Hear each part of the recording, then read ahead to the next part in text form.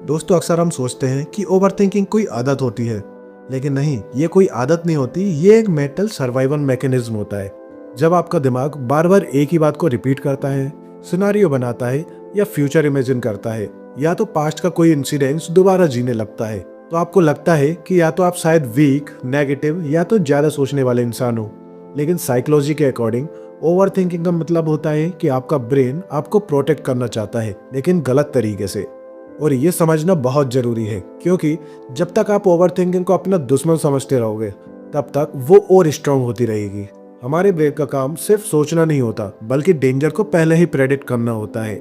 जब ब्रेन को अनसर्टेनिटी मिलती है, जब फ्यूचर क्लियर नहीं होता, या जब पास्ट में कोई इमोशनल पेन हुआ होता है, तब ब्रेन कंट्रोल वापस लेने के लिए ओवरथिंकिंग स्टार्ट कर देता है।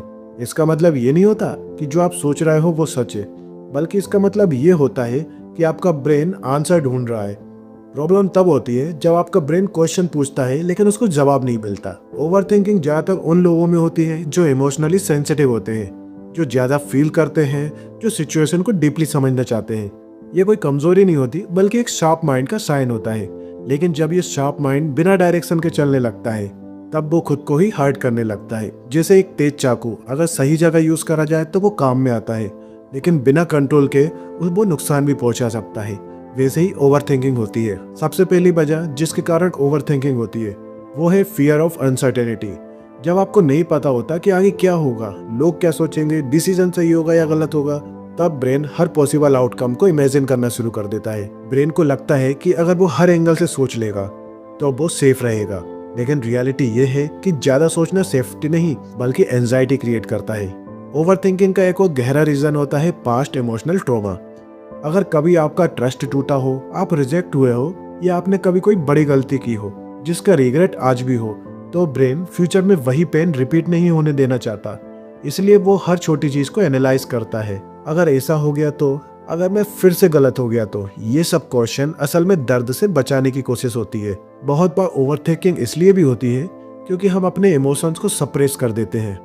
जब हम रो नहीं पाते, बोल नहीं पाते या एक्सप्रेस नहीं कर पाते, तब वो इमोशंस थॉट बनकर दिमाग में घूमने लगते हैं।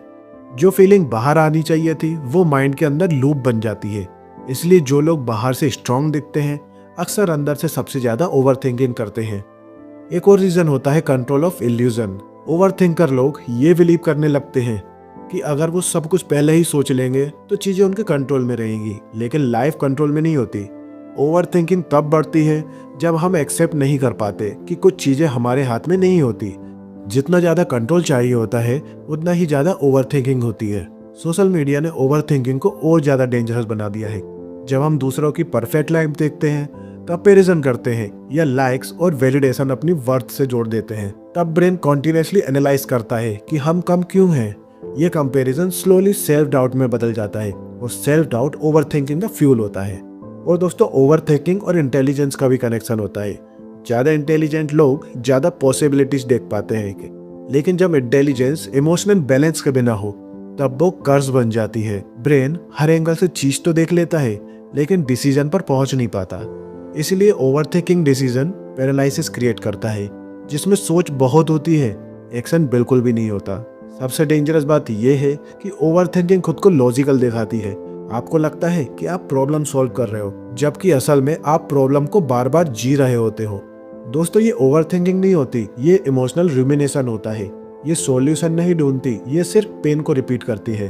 ओवरथिंकिंग का साइकिल बहुत सिंपल होता है। थॉट आता है, उस थॉट के साथ इमोशन आता है, इमोशन एंजाइटी क्रिएट करता है, और एंजाइटी उस थॉट को जन्म देती है, और फिर ये लूप सा चलता रहता है। जब तक आप इस साइकिल को पहचान नहीं लेते हो, तब तक आप उसमें फंसे रहते हो। इस साइकिल से बाहर निकलने के लिए सबसे पहली चीज ये समझना जरूरी है कि आप अपने थॉट्स नहीं हो। थॉट्स आते जाते रहते हैं, लेकिन ओवरथिंकिंग करने वाले लोग हर थॉट को सच मान लेते हैं।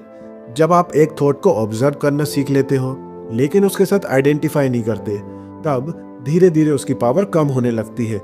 ओवरथिंकिंग का एक और बड़ा रीजन है डिसीजन अवॉइडेंस। जब हम डिसीजन लेने से डरते हैं, तब ब्रेन सोचता रहता है ताकि डिसीजन लेने में डिले हो जाए, क्योंकि डिसीजन का मतलब रिस्पॉन्सिबिलिटीज होती है, और रिस्पॉन्सिबिलिटीज का मतलब पॉसिबल फेलियर।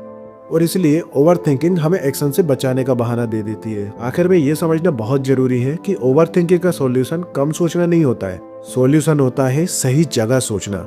जब आप अपनी एनर्जी को एक्शन, एक्सप्रेशन और एक्सेप्टेंस में लगाना शुरू कर देते हो, तब आपकी ओवर थिंकिंग नेचुरली कम होने लगती है।